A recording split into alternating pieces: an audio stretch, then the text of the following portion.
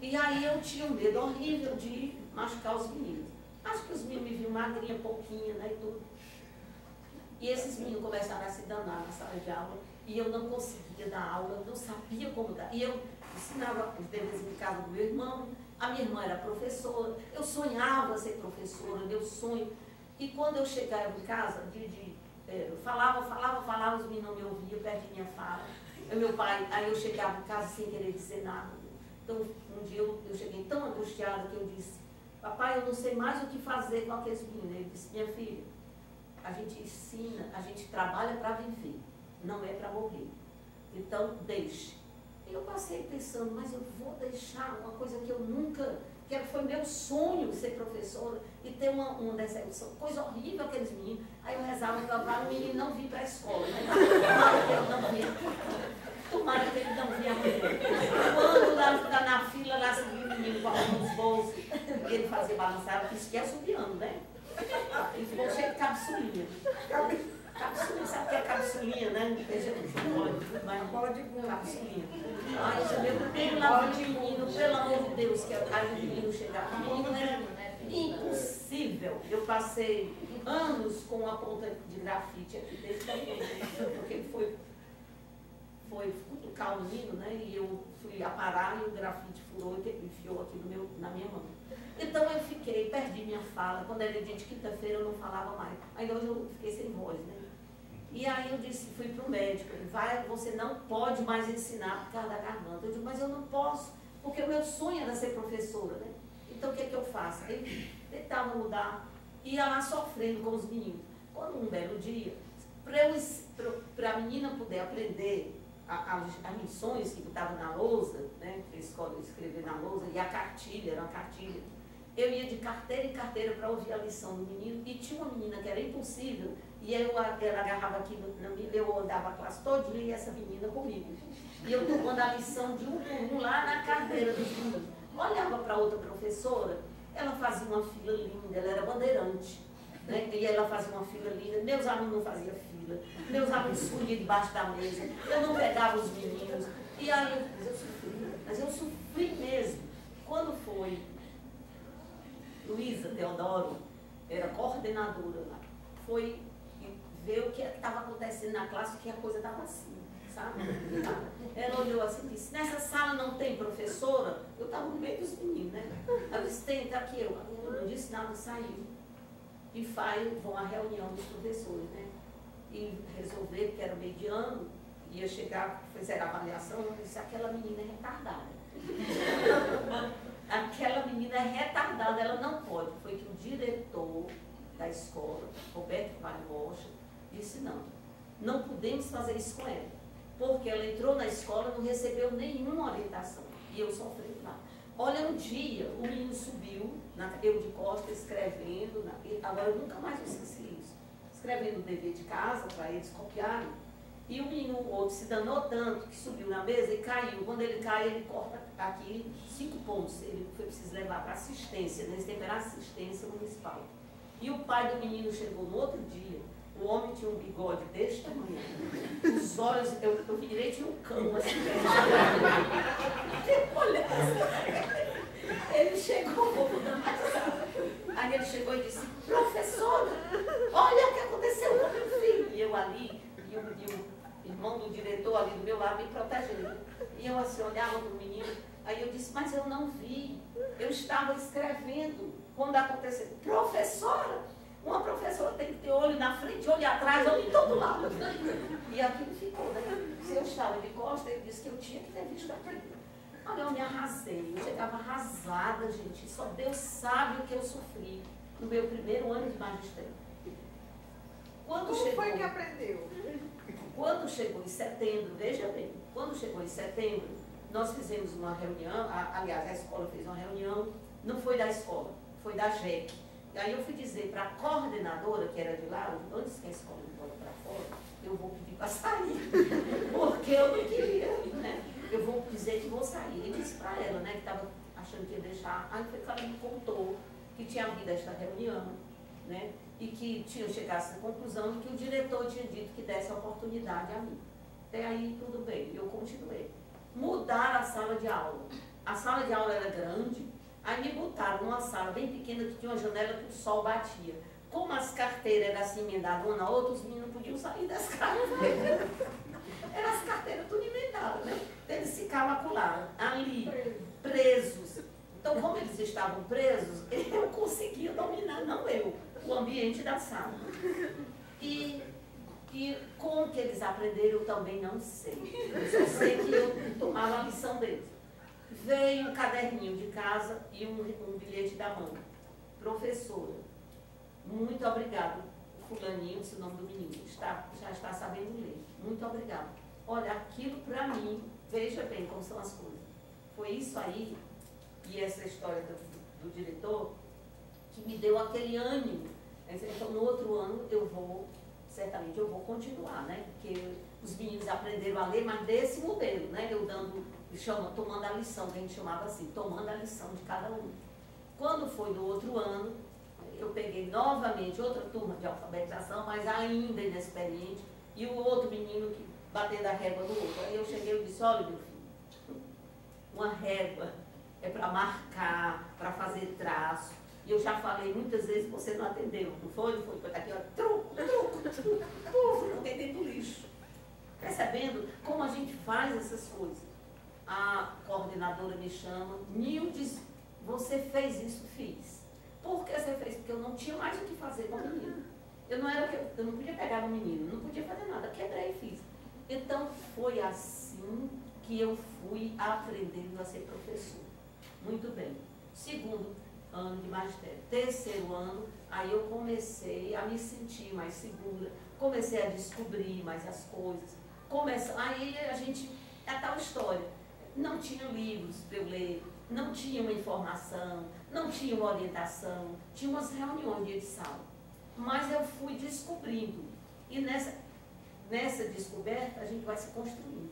Vai se construindo. Sabe o que me salvou mesmo? Era outra professora, que também era novata, eu, ela e outra, nós formamos um grupo e nós três fazíamos os nossos planos, sem saber se era plano, sabia nem o que era plano de aula, eu não sabia nada disso, porque o nosso ensino, a gente aprendeu muito higiene, a gente aprendeu filosofia um pouco, mas a metodologia experienciada de aula não tinha, porque na verdade foi muito falho a nossa parte metodológica. O que aconteceu depois? Como eu tive essas experiências, aí, quando entrava como diretora de escola, como supervisora, eu fui supervisora, que a professora chegava, eu me colocava no lugar dela. Eu achava que tudo aquilo que ela estava passando, eu tinha passado. Né? Então, eu ficava do lado dela e acompanhando até que elas começavam a se desenvolver. Então, crescia ela, crescia eu como supervisora e crescia mais como professora. Né? Foi assim que eu me construí. Foi desse modelo. Foi muito difícil, não foi fácil, viu? Sofri, mas sofri muito. Mas valeu, viu? Valeu. Então, eu acho que eu cheguei lá, né? Faltam outras perguntas. Tem mais perguntas? Isso. Tem ali 3 perguntas. Isso. Vamos lá. Boa tarde. Primeiramente, parabenizar, né, a professora Fátima, um grupo de pesquisa, pela proposta, pela experiência.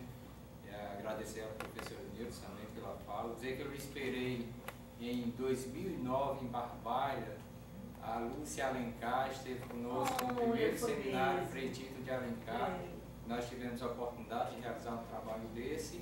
E posteriormente o Frei Beto esteve conosco também, trazendo novas experiências. Então, dizer assim, eu sou o Hugo Rodrigues, sou recém-formado no programa de pós-graduação em educação, mestrado, e dizer que essa experiência sua inicial de sala de aula, ela não difere muito dos dias de hoje. Por exemplo, eu tive experiência como professor de arte na escola, que foi também terrível, recentemente. Eu lembro que quando eu entrei para o nível fundamental e médio para dar aula de arte, a direção disse, não tem material, você faz aí o que você quiser, o que você achar que dá certo, o que os meninos entendem vai dar certo. E na missão angustiante de ser professor, eu lembro que eu tinha tentado várias possibilidades, algumas tentativas muito boas, e para isso acordava muito cedinho, ia dormir muito tarde para planejar as aulas diferenciadas. E eu lembro que uma aula diferenciada para falar sobre cultura popular nordeste, eu levei um bocado de material para preparar a aula, organizar o espaço. E no início da aula, aí veio direção, veio comissão pedagógica, tudo fotografado, registrado. E quando passou as 5 aulas, que foi no final, estava terrível a sala, toda manchada. A tinta que eu tinha comprado, com os recursos próprios para que as crianças pudessem fazer suas experiências, misturaram. E as tesouras que tinham levado para cortar, cortavam o cabelo um dos outros e melavam a parede. Quer dizer, são essas experiências, elas continuam. E o mais traumático foi quando eu, no momento, angustiante, procurei a direção e disse: olha, eu não sei se estou no caminho certo, porque eu estou tentando trazer uma concepção diferente de arte, que os meninos participem e tudo, mas está sufocante. Aí a diretora me levou para uma sala e me mostrou um Arupemba e disse: olha, meu filho, é isso aqui que eles gostam, ensina ele a fazer isso aqui. Um Arupemba lá, com uns cabelinhos desenhados e tal. E aí foi que eu fiquei mais sufocante ainda, né? Então, quer dizer, na verdade a gente aprende a ser professor cedo, né? No dia a dia. Então essa experiência, há alguns anos atrás, ela na verdade persiste ainda, assim. O meu trabalho de mestrado, trabalhei com diários de professoras e elas trazem esses relatos que dizem que não tem tempo para a vida, para a família, para a sala de aula, e ficam se questionando se realmente é isso que elas querem para a vida dela, apesar de muitos desses professores já estarem com 10, 15, 20 anos na profissão. Muito boa seu enriquecimento. Muito bom. Boa tarde, meu nome é Sandy. Não sei se isso importa, mas faço geografia e licenciatura.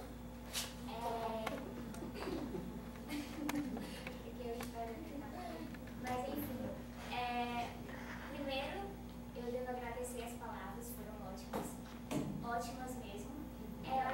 Dentre os que já falaram, eu creio que eu sou uma das mais novas. E por incrível que pareça, já estive em sala de aula. E não com criança, mas terceiro ano do ensino médio. E foi uma experiência extremamente maluca. Eu acho que não deixou de ser tão, como eu posso falar, constrangedora, difícil, mas ao mesmo tempo enriquecedora, pelo menos para mim enquanto profissional. O que eu tenho a dizer hoje é que, como já falaram, nós não temos um apoio para entrar, para ser inseridos no mercado de trabalho.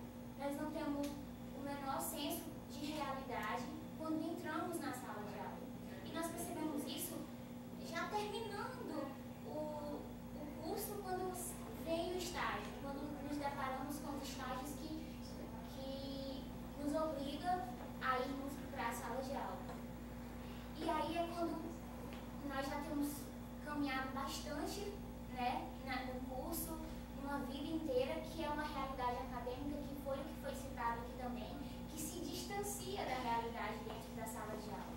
O que nós estudamos é lindo, é maravilhoso. Eu já gostava de geografia, mas quando eu entrei no curso de geografia, eu fiquei mais maravilhada ainda, eu fiquei com os olhos brilhando com a geografia que eu conheci.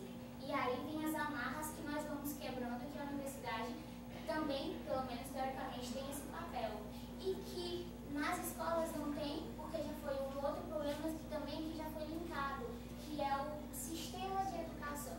Talvez ultrapassado, talvez até de ser renovado, ou que não está sendo, como eu posso falar, executado como deveria ser. E aí são as perguntas que vão surgindo em 50 minutos nas salas de aula, ABCD nas universidades, e que provavelmente nunca vai se ter, ou se tenha no futuro mais próximo, ou não tão próximo assim, a resposta.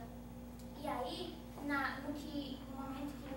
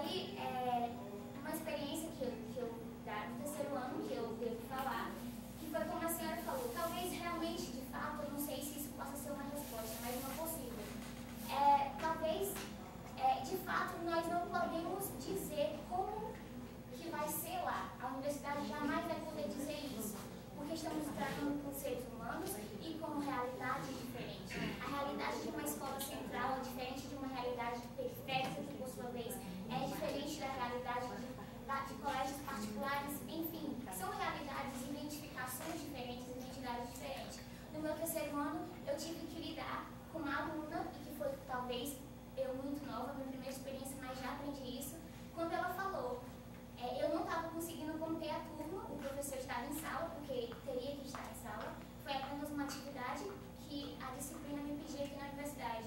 E enquanto os alunos falavam, alguns até me escutavam e foi até um rendimento muito bom, mas teve uma que falou em voz alta, professor, ela tem que aprender o que ela vai ter que passar nos próximos anos. E ela só vai aprender se a gente fizer barulho. Eu nunca esqueci essas palavras. Nunca esqueci. E aí foi que eu percebi. Eu estava numa escola que foi citado, que é o Justiniano Serpa, que tem um histórico já de aprendizado até significativo. Então, para você ver, imagine se eu estivesse numa escola de periferia, onde a complicação era muito maior. Infelizmente, nós sabemos que existe essa disparidade. Mas é aí que eu percebi, de fato, eu nunca vou aprender se não for dentro da sala de aula. E aí, infelizmente, eu só vou perceber isso, muitos só percebem que não é o seu lugar no final do curso, e já tem cursado. E isso é muito complicado, né? O estágio no final. Por que não durante o processo inteiro da universidade, durante o processo inteiro do curso? Por que não enquanto licenciatura?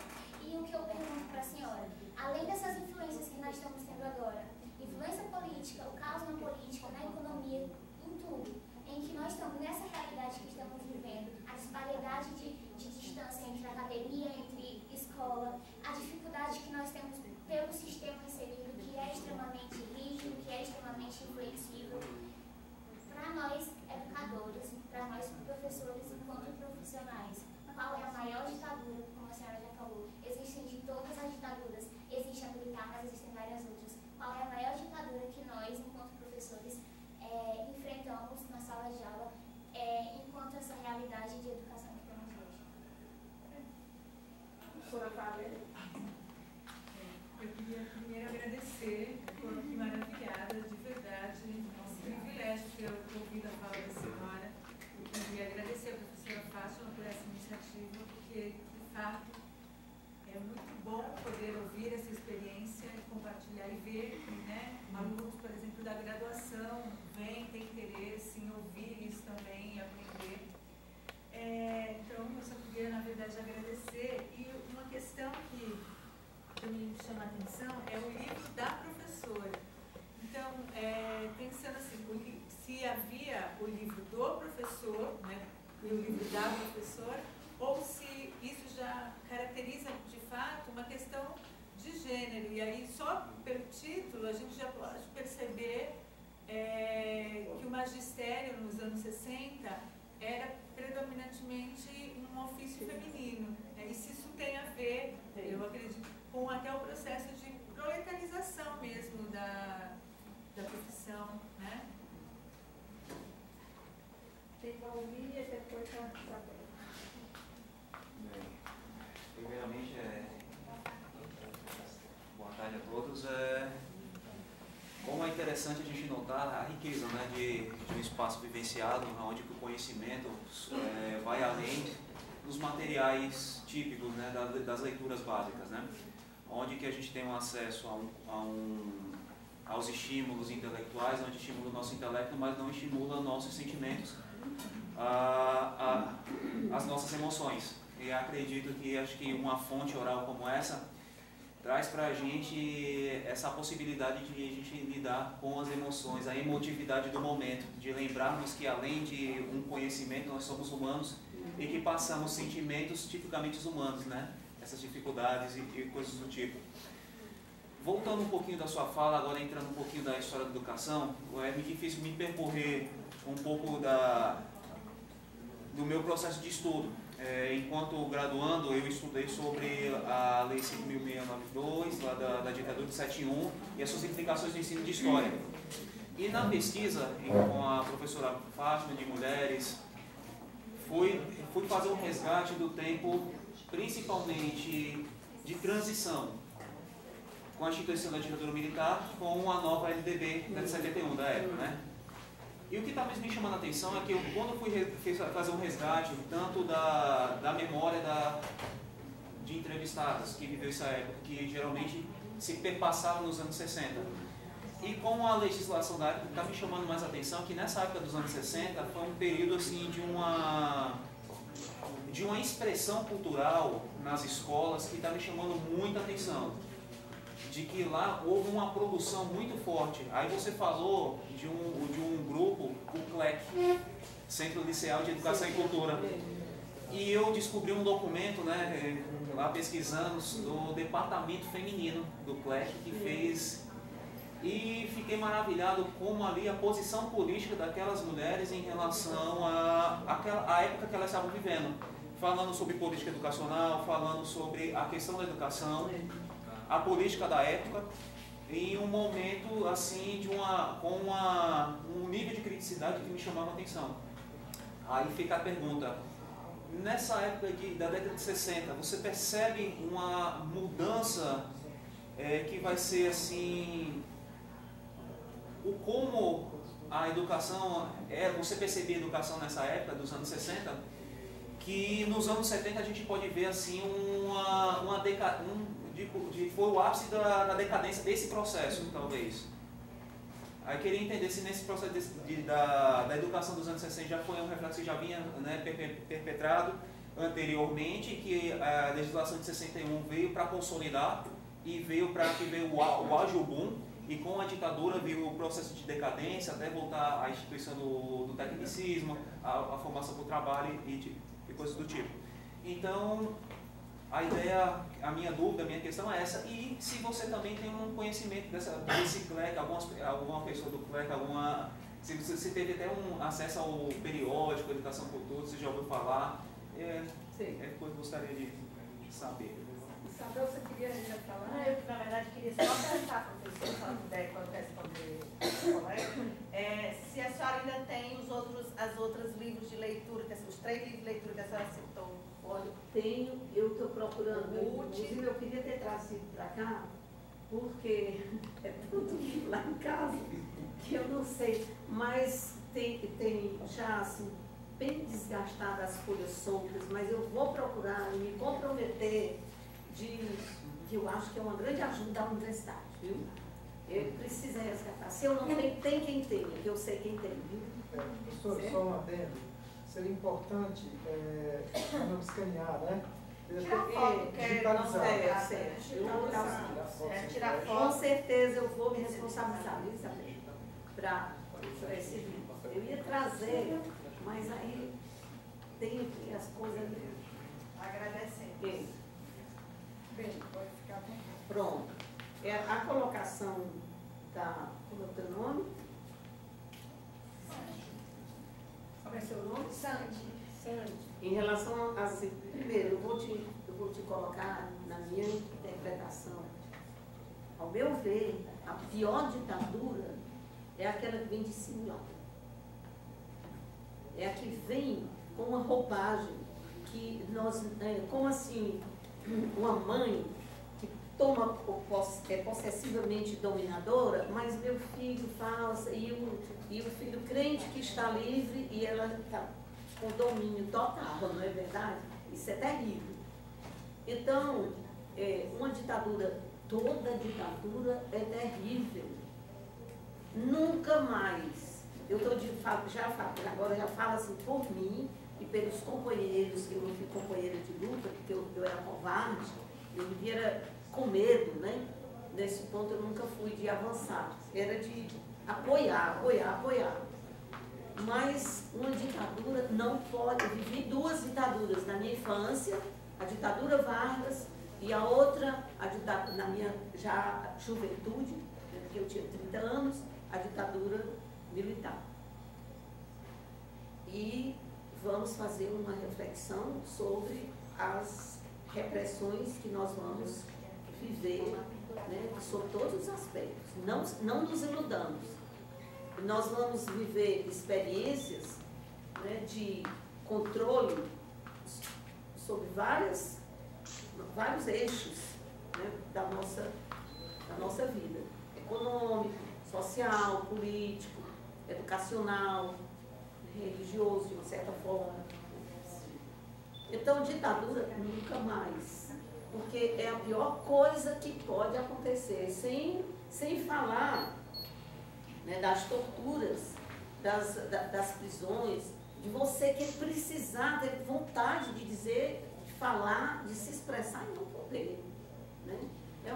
Só quem viveu é que sabe que não é uma coisa fácil, não. É muito difícil. Né? Então, é aquele slogan que a gente sempre fala, ditadura nunca mais, mas nunca mais mesmo, quanto mais puder evitar. Então, mas mesmo assim, há uma ditadura, né, que vem, né, camuflada, né, vem com uma roupagem, vem bem vestida, que você não percebe, e vai se apossando, vai tomando os direitos do homem, do cidadão, da família, da sociedade como um todo. Nós sabemos que isso acontece. Toda a sociedade fica manipulada. E a gente, quem foi que disse que você, ao passar o seu cartãozinho de Visa, de não sei o quê, seu nome já está todo catalogado por onde você anda? Você já está fichada.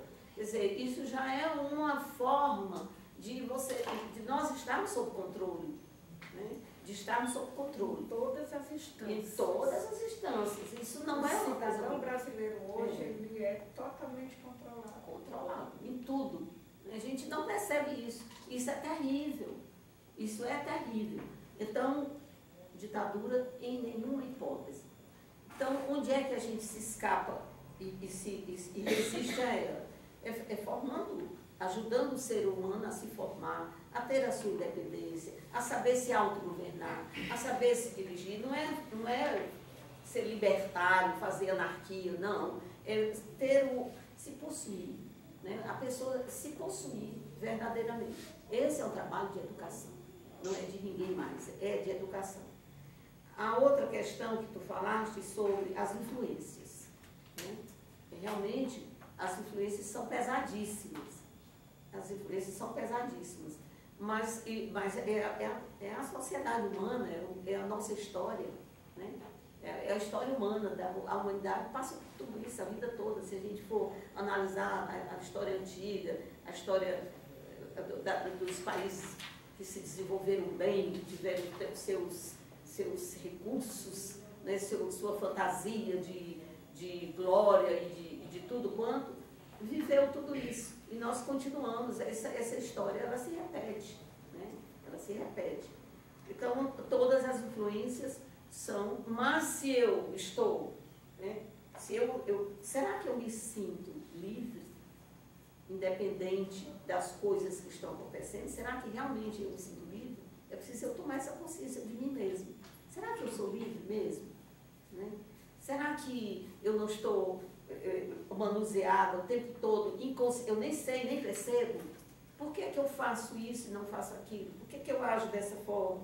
Por que eu só compro esse tipo de sabonete? Por que eu só uso essa roupa? Será que eu sou livre mesmo? Né? Não sei, cada um vai saber de si, né?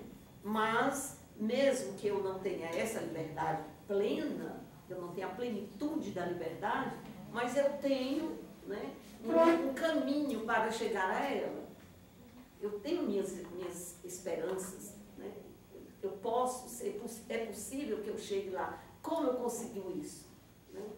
Pelas experiências, por toda uma história vivida, passada também, que me favoreceu.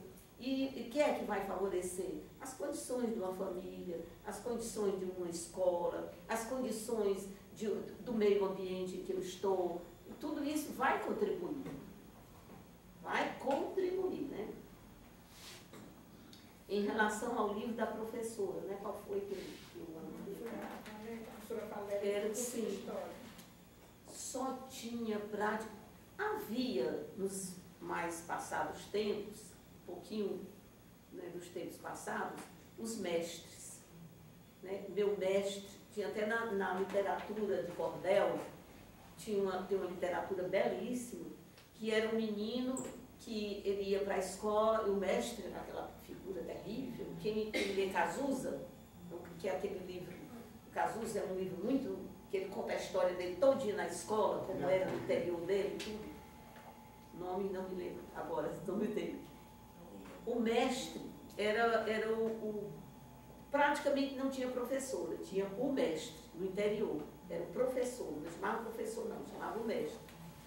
E o mestre era aquele homem íntegro, rígido, né, usava palmatória, era aquela coisa, e o menino, disseram que o menino matou o pavão e ele não matou, eu sei que o mestre terminou, o menino terminou morrendo, eles pedindo ao mestre que não matasse, porque é a literatura de cordel, mas em cima de, parece, que um fato acontecido, né, de uma criança com o mestre. Esses mestres foram desaparecendo gradativamente e veio para a professora. Nessa época só tinha professora, não tinha professor, né? Era uma situação mesmo da própria realidade do Ceará, não tinha professor. E tinha professor no ensino secundário, no ensino médio, mas primário não tinha. Pouquíssimos. Por exemplo, tinha o professor Amadeu Arraes, que foi deputado, depois foi cassado, e hoje ele está já de 90 anos, né? 90 anos. Ele era professor, ele fundou uma escola ali na rua Rodrigues Júnior. Ele fundou uma escola lá. Tinha o professor Brasil, né, que com o Colégio 7 de Setembro, que foi o fundador, professor primário, né, mas era muito pouco. Então foi por isso que ele foi dedicado à professora. A outra aqui é tu falaste, uma educação do sentimento, como foi que tu falaste? Que eu botei a educação e fiz uma pergunta, uma interrogação aqui. No começo eu estava falando desse momento, né, de ser, além de ser um momento, refletindo sobre a oralidade, né, que mais do que a gente ter acesso ao conhecimento, a gente pode também vivenciar a emoção desse conhecimento, os sentimentos que afloram, que são típicos de nós, do contato do intersubjetivo. É nesse sentido que eu estava falando desse sentimento de ter acesso mais que o próprio conhecimento teórico, o livro, nos traz a orientação. Talvez acho que isso esteja até relacionado com o que os colegas estavam falando, daquilo de que a vivência não sabe como viver, tem a teoria, mas não tem aquela prática.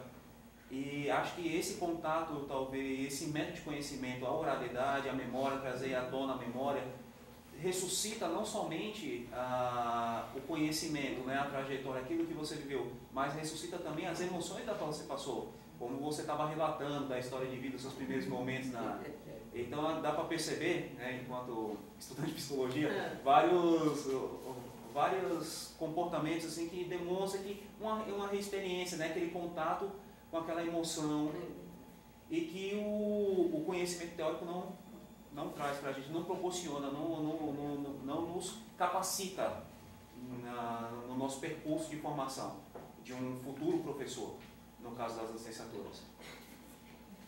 Sobre o Liceu do Ceará, né, que sim, foi outra pergunta. Departamento feminino do CLEC. Porque o liceu era só masculino, depois passou as mulheres a serem. Justamente nesse período, no início dos anos 60. Isso. Olha, o meu irmão Tito, que foi aluno do liceu, e dos outros meus irmãos, ele pertenceu ao CLEC. Ele fazia parte do CLEC. Quem pode dar, acredito que se ainda melhores informações, é o René Barreira, porque ele também foi aluno do liceu, ele também pertenceu ao CLEC. René Barreira. E era realmente uma organização estudantil e realmente eles eram alunos de muita leitura.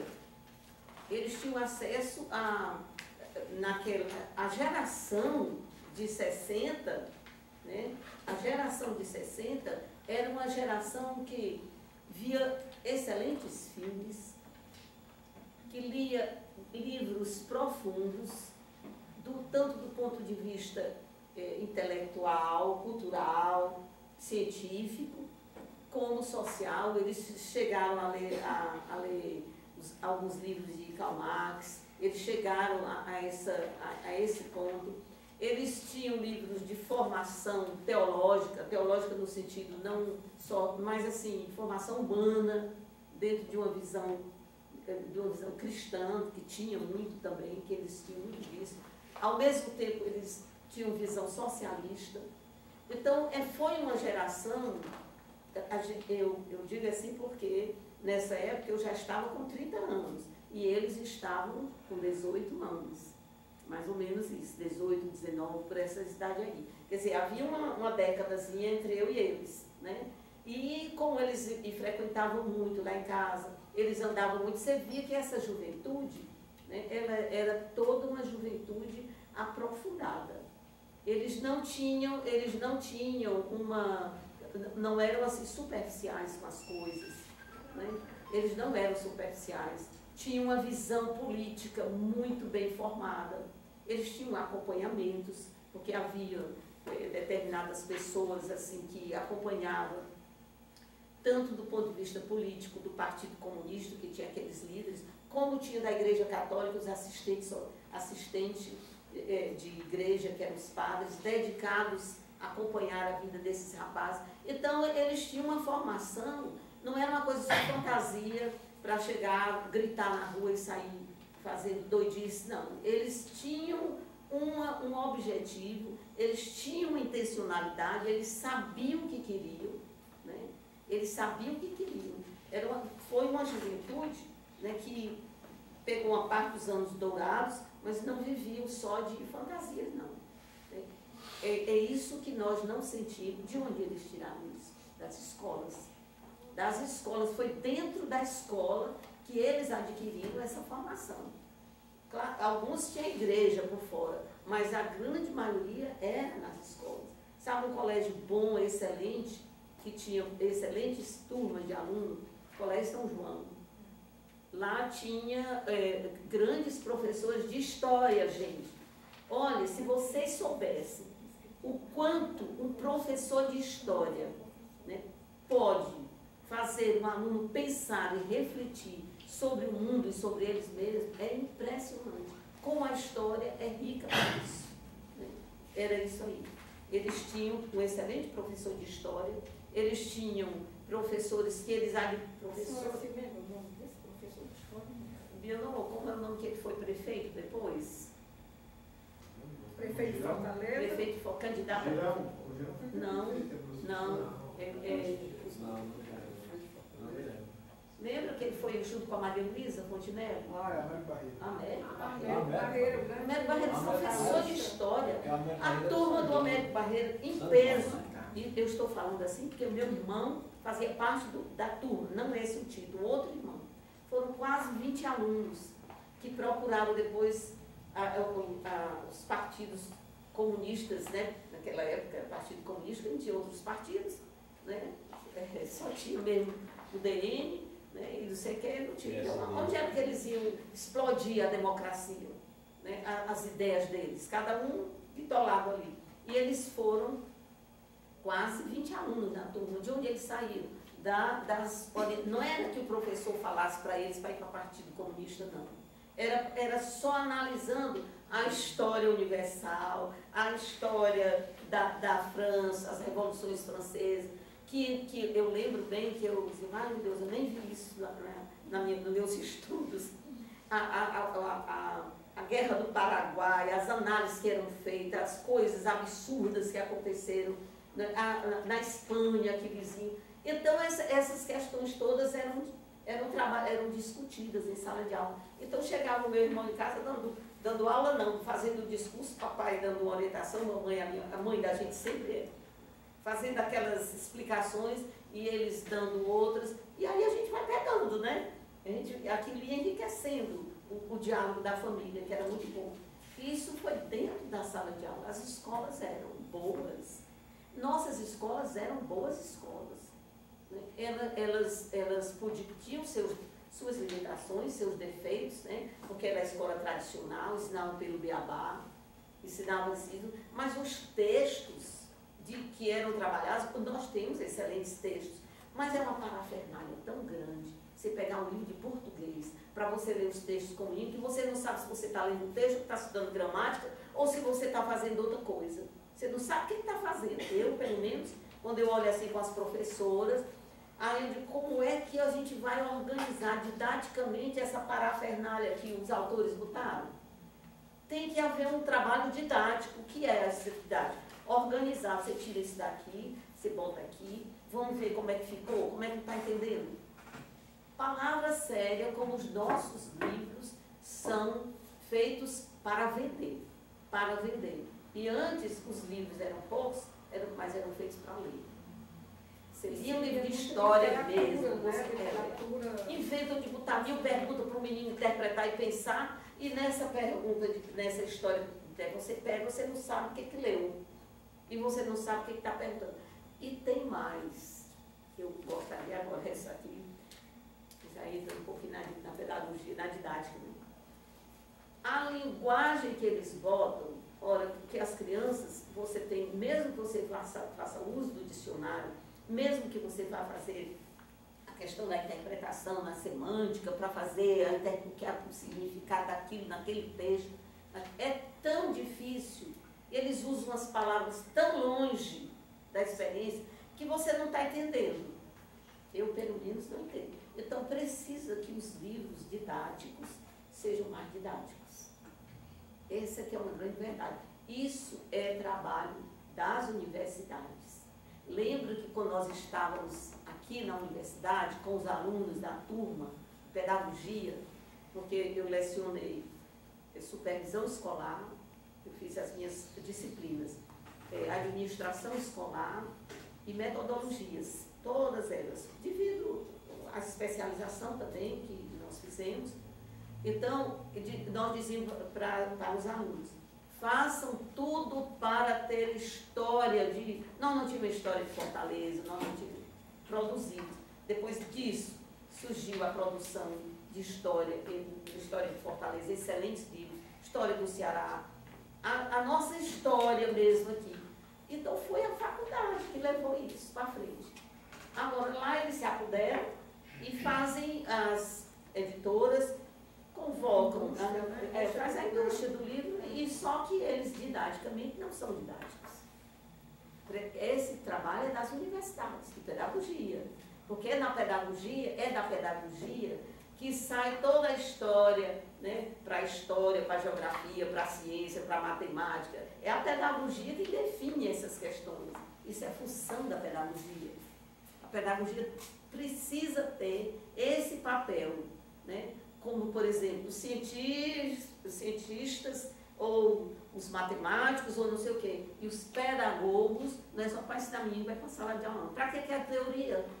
Tanta teoria, para que é? Para você analisar também teoricamente, para você tomar decisões teoricamente, formar o grupo, fazer informações, mandar para quem? Para o Ministério de Educação. Precisa haver ação desse tipo, porque senão a gente não vai sair só se lamentando, criticando o livro e não. E a universidade, qual é o papel dela? O papel da universidade, ela tem um papel importantíssimo. Né? Mudar ou ajudar a transformar o pensamento científico das coisas. E o livro didático está dentro da questão científica, né? A pedagogia entra toda uma história, né? de conceitos, de preparação, de conhecimentos.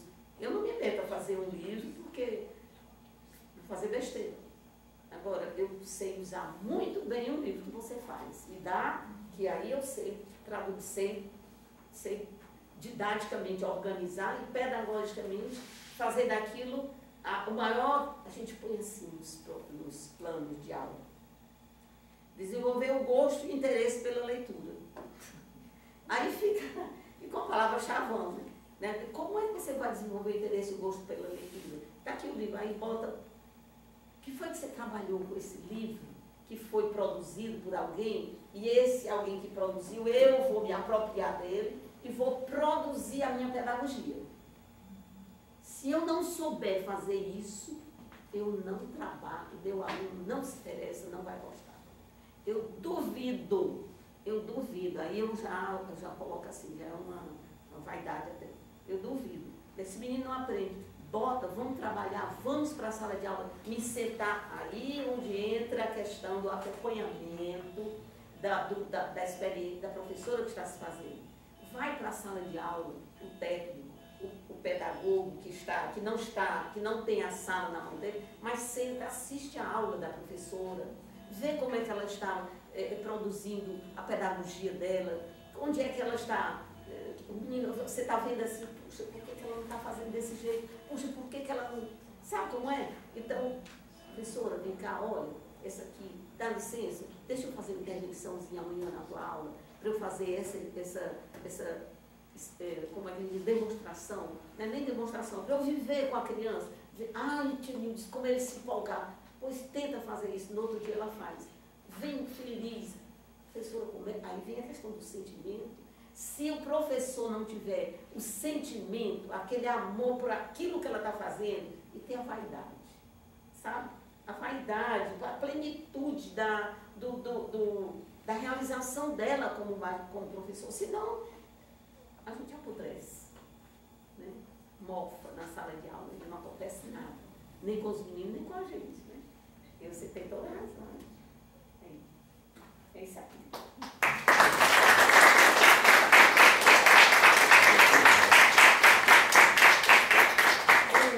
Devido a adiantar da hora, né, já são quase 6, e nem senti o tempo passar, e tão agradável que foi esse diálogo com a professora Nilka Lima, né?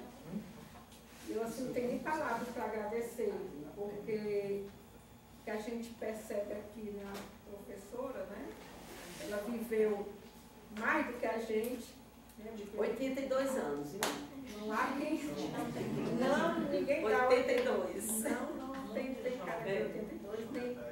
A senhora tem um vigor que nem um jovem de 20 e poucos anos tem, muitas vezes.